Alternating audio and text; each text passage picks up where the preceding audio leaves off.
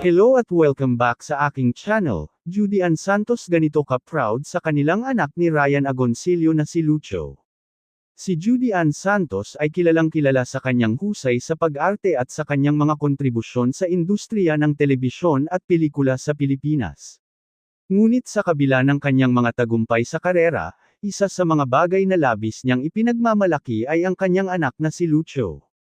Kamakailan lamang, nagbahagi si Judy Ann ng mga larawan at video kasama si Lucho, na nagpakita ng kanilang masayang samahan bilang mag-ina.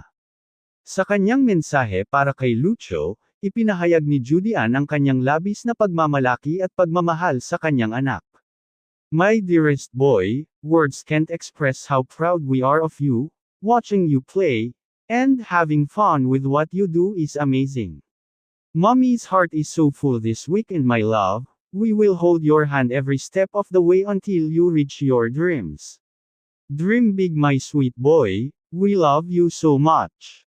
Narito at ating panoorin ang video, pero bago yan maaari po kayong mag-subscribe para laging updated sa iba pang kaganapan.